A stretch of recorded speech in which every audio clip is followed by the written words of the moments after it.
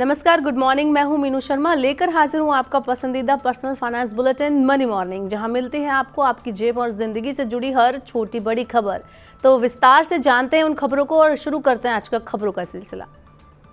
सब्जियों और फलों की कीमत जनवरी तक स्थिर रहने की उम्मीद है। B2C e commerce platform OTP की रिपोर्ट के मुताबिक अगले 2 महीने में फल और सब्जियों की कीमत में आने वाला कोई भी उछाल मौसम से जुड़े कारकों के कारण होगा।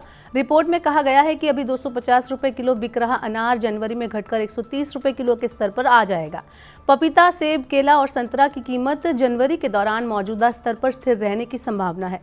संतुलित आपूर्ति से आलू की कीमत भी स्थिर रहने की वो अनुमान जताए गए हैं। वहीं जनवरी के दौरान नई आवक शुरू होने से टमाटर की कीमत में महत्वपूर्ण कमी देखने को मिल सकती है। 1 दिसंबर से देश में न्यू सिम कार्ड से जुड़े नए नियम लागू होने जा रहे हैं। दूरसंचार विभाग ने बताया कि नए नियम लागू होने से इसके बाद सिम कार्ड डीलर्स को वेरिफिकेशन कराना अनिवार्य होगा। 1 दिसंबर से थोक सिम बेचने पर भी रोक लग जाएगी।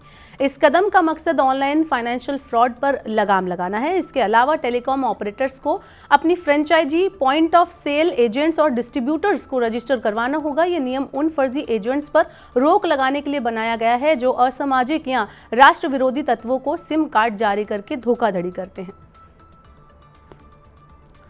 साइबर धोखाधड़ी को रोकने के लिए सरकार और भी कई उपायों पर विचार कर रही है। इसके तहत सरकार संदिग्ध बैंक अकाउंट के साथ ही अब संदिग्ध मोबाइल हैंडसेट को भी ब्लॉक करने की तैयारी कर रही है।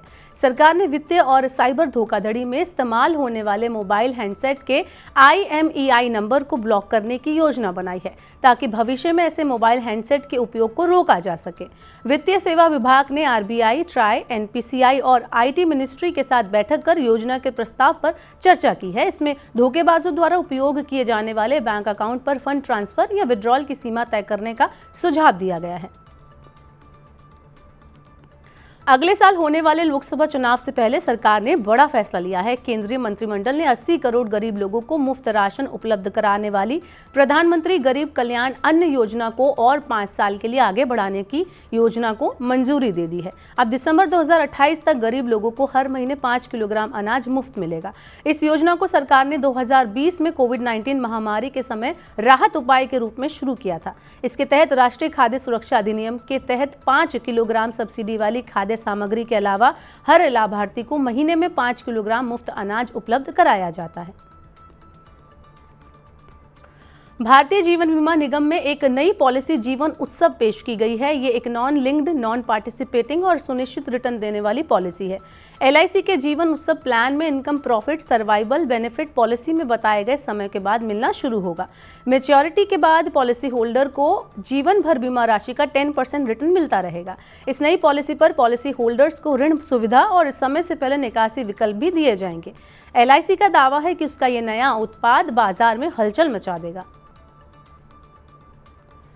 निवेश कंपनी लाइट हाउस कैंटन ने ल्यूमिनेयर इन्वेस्टमेंट ट्रस्ट की LC न्यूएवा अल्टरनेट इन्वेस्टमेंट फंड में नया निवेश लेना बंद कर दिया है। इसके तहत कंपनी ने 350 करोड़ रुपए जुटाए हैं। इस राशि को अब LC न्यूएवा alternate investment fund health tech, consumer tech, fintech और एजुटेक सेक्टर में काम करने वाले स्टार्टअप में निवेश करेगा। LC न्यूएवा अल्टरनेट इन्वेस्टमेंट फंड में अरबपति परिवारों और सिडबी जैसे संस्थागत ग्राहकों ने रुचि दिखाई है। LC न्यूएवा जुटाई गई कुल राशि में से 50 से 60% स्टार्टअप में निवेश करेगी। तेजी से बढ़ते डिजिटल लेन देन के बाद देश में नकदी के प्रति लोगों का रुझान कम नहीं हो रहा है। भारतीय बचत के लिए आज भी नकदी का ही इस्तेमाल कर रहे हैं। RBI के रिसर्च पेपर में कहा गया है कि अर्थव्यवस्था के बढ़ने के साथ साथ नकदी की मांग भी बढ़ेगी। इसलिए RBI ने सुझाव दिया है कि डिजिटल भुगतान की रफ्तार बढ़ाने के लिए साइबर सुरक्षा, ग्राहकों की रक्षा और किफायती लागत पर ध्यान देने की जरूरत है। इसके अलावा स्मार्टफोन और इंटरनेट कनेक्टिविटी तक सबकी पहुंच को सुनिश्चित करना भी जरूरी है। RBI ने अपनी रिपोर्ट में कहा है कि डिजिटलीकरण से आर्थिक वृद्धि, वित्तीय बाजारों के विकास, परिवारों की वित्तीय सेहत और प्रभावी प्रशासन पर व्यापक प्रभाव पड़ेगा।